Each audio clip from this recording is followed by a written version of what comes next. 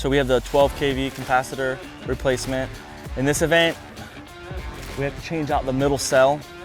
The capacitor pretty much acts like a battery. It can hold charge up to 5 minutes. So to start the event, you have to go up there, load bust the 2 phases that are closed in. We already have an open phase. When we do that, we have a 5-minute discharge time. The capacitors have the capability of holding charge up to 5 minutes.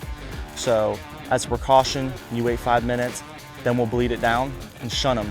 By bleeding it down, you will take the voltage that's still present, and now you can touch it. But since it's not grounded, you still wear your rubber gloves.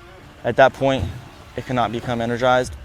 And then we will unbolt the center one, bring it to the ground, change it out, and then bring it back up and rewire it all back up and throw it back in. The way we do it here is a lot of times, you're in a bucket, but if you have to do it, this would be the way we do it.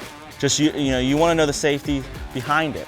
Like the 5-minute discharge time is a huge thing. Just because the door's open doesn't mean it's de-energized. You can't just go up there and touch it with your hand. It has the potential of having, 7,200. So, like I said, safety is a big thing. You just got to be sharp and, just know all the rules, look after each other.